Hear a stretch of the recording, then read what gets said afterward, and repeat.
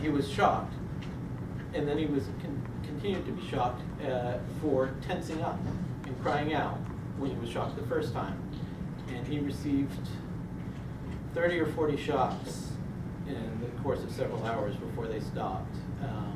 He was traumatized. He got PTSD from this, and thankfully footage of this got out. The mother took the case to court, and a person who worked there, Greg Miller, stopped working there and was testifying against them and helping to bring awareness to what happens at that institution. But the practices at JRC have been condemned by the United Nations as torture, and we're doing all we can to shut them down. Through our advocacy efforts, we've gotten more and more states, including New York significantly, to stop sending funding to them to send their students to this school. But parents do still send their children to these places because they believe that that's the only thing they can help. For many reasons, I'm sure, but for whatever reason, they actually believe that this is the best option. And we have a lot of work remaining to do in order to let people know that our lives are not tragedies. Our torture is a tragedy. Our deaths are tragedies. Our murders are tragedies. And all of these forms of abdication of responsibility on the part of a parent or a caregiver when they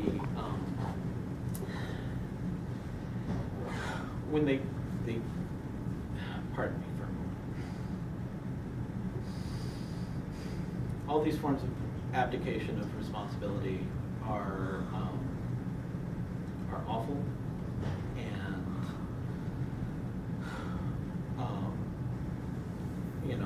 nothing's more awful, of course, than when a parent takes the ultimate abdication of responsibility, as in the case of Katie McCarran, as Kassiane was telling us, and kills their child.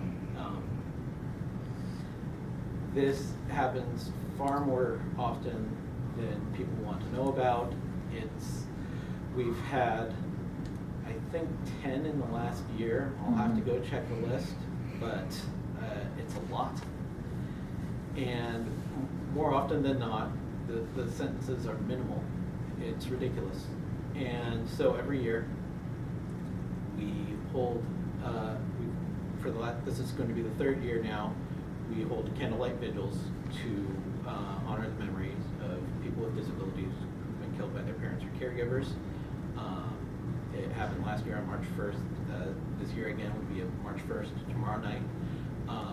Many of us will be gathering up in Red Square right here at the UW campus. And there are 24 sites this year across the US and Canada where vigils will be held. So if you can, please come join us at 5:30 tomorrow evening up in Red Square. We'll be lighting candles and sharing names and stories and honoring the memories of people with disabilities who've been killed by their parents or caregivers, because as painful as this is to talk about, and as awful as this is to confront, it's making a difference. Word is getting out there, and people are starting to understand that they can't talk about our lives this way. And all we can do is continue to get that message out to the media. So I hope to see many of you there. And at this point, if you have any questions for Kassiane or for me, I'd be happy to answer them. Should I go back up there? Yeah, sure. Please come on back up. All right. So yeah, questions, answers, what have you. Thoughts, comments about all of this? Rotten tomatoes. Rotten tomatoes, there we go. Wonderful presentation. I really enjoyed it. As much as you can enjoy this topic. Right. Yeah. It's like Me having to too. like things on Facebook that you don't like.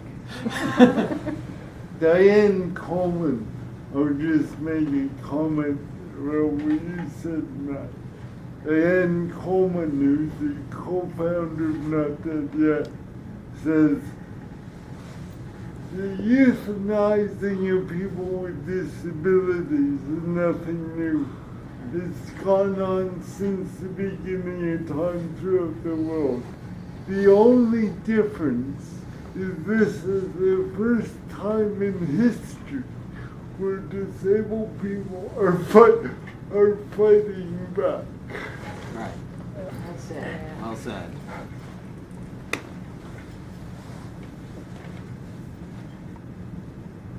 What are some of the things that you feel like helped you? Actually, it was gymnastics that saved me. I'm athletic, and my parents, before they went evil, put me in gymnastics because I have really significant sensory needs, and I was one of those kids who runs into walls and is always upside down and spins and spins and spins until everybody watching me pukes. I don't get dizzy, but everybody else gets dizzy.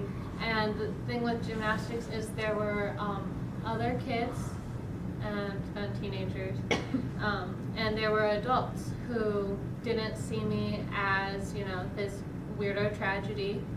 Who, should have been more normal. They saw me as the kid who can put her foot on her head and can flip really, really high, but is completely useless at twisting.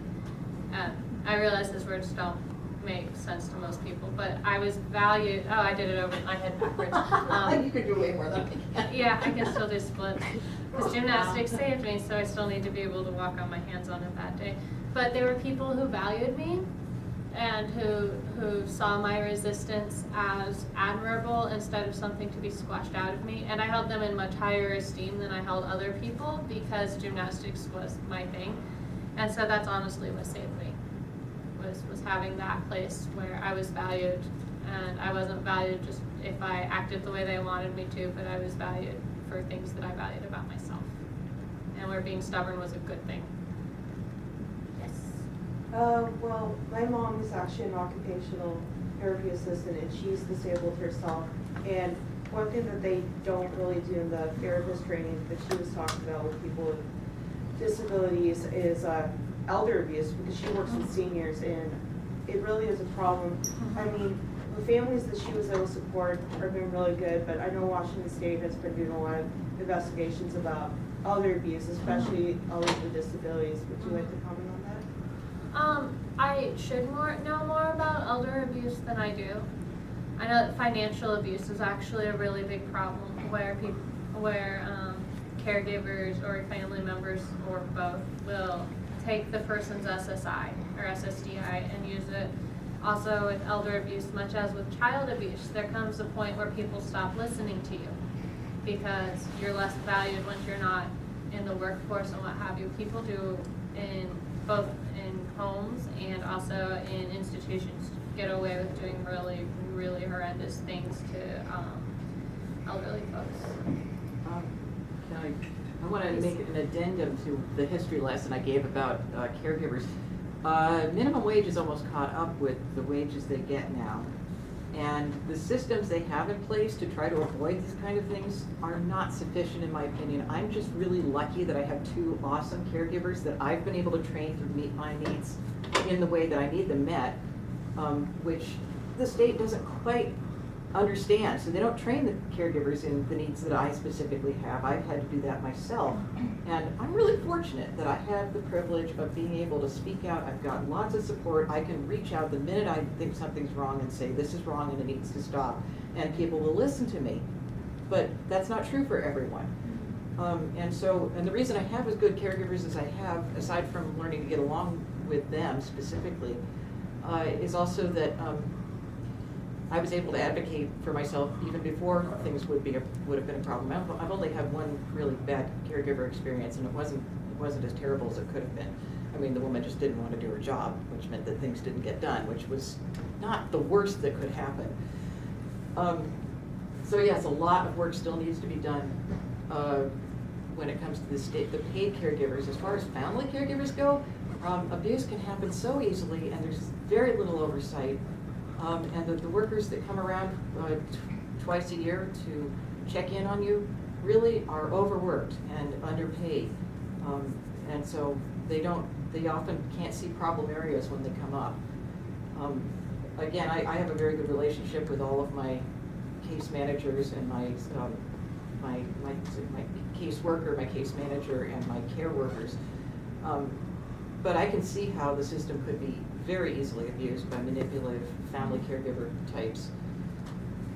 Well, again, it's not our business because you know what's best for your family. Yeah, of There's course. that whole, families are fallible just as everybody else is. You don't Yep. magically get sainthood when a person in your family has a disability. Heidi, right? Yes. Okay, I'm face blind, so I couldn't tell. Another one that I thought was interesting was in both the sad ways when you talked about to the cops about sexual abuse. I actually have experienced, unfortunately, in a really sad way of abuse by actually other disabled people in domestic violence. I actually went through an entire court situation with the cops and almost had to sue my school for about the sexual abuse and other problems. Were the cops good to you, or would you in what training would you have for the police? Because a lot of times the police don't really do things as well. And I mean, interracial domestic violence, disabled person against disabled person is almost never talked about either. Oh my God, the cops were so terrible. Like, I should have taken, there are ways I could have taken care of it myself that would be illegal, but they would be better than going to the cops again. Never again. They were, I'm trying to find the words. Not trained. They're totally incompetent. They were totally incompetent. They were mean. They accused me of being a liar and of making things up for attention. They, my parents had called them, citing that they were afraid of me, which is kind of absurd. I was 14 and hadn't yet gone through puberty, and so I was this teeny weeny little thing. And I had melted down because my mom's favorite thing to do was to push me to a meltdown and then act afraid of me, which is ridiculous. And I had fallen asleep because that's what happens after the meltdown resolves, is you're very, very tired, right? And so they pulled me out of bed and are pulling a gun on me and are surprised when I freak out again. But yeah, I know, right? It was not good. And they should have known better than that's not a thing you do ever. You don't. And then when I went to them about abuse, they're like, oh, this is retaliation. Why would I retaliate against them? Why would I come to the people who pulled a gun on me to retaliate against my parents who hadn't pulled a gun on me if there wasn't actually something going on? They need to be trained more in disability. They need to be trained more in domestic violence in general. They need to be trained more in how to interact with people who think differently. And they need to be trained more in how to not scare people, honestly. Yeah. They need to be trained that you don't need to re-victimize somebody who's coming to you to tell you that things are happening. And the Occam's razor states that we're telling the truth because coming to them sucks. Those are things, yeah. Thank you so much for your talk. I really enjoyed it, again, as much as someone can enjoy a topic like this. It seems like you've addressed this a little bit, but I'm curious if you have more to say about the structural issues of the lack of support, both for people with disabilities and their caregivers, including parents and other caregivers, whether it's, a lack of community participation and interdependence beyond just the immediate caregivers, or whether it's financial resources and underpaid and overworked professional caregivers, and if you see any opportunity for people with disabilities collaborating with their caregivers to either lobby or increase awareness or consciousness, as you say, for financial resources and other kinds of resources as one way to address this problem. Oh, that sounds like 6 questions in one question. So I'd like to address what I think I understood you saying, because there's a number of ways I think that the question could be read. So first, honestly, I think that our parents, particularly in the days of internet, get plenty of moral support. It's just the wrong moral support. They get plenty of support for hating us. However, I work with a page, a Facebook group called Parenting Autistic Children with Love and Acceptance, and the amount of hate our non-autistic moderators get for loving their autistic children as they are, for having autistic friends who they love and respect as we are, is unreal. People are always coming on there and saying things and getting deleted and then being ticked off that they're deleted. Like, I thought this was a support page. It's kind of a support page, but it is not a page where we're going to address your really ableist ideas as respectable, because they're not. So there's plenty of support for parents morally, it's just the wrong support, is my thinking. I think that there needs to be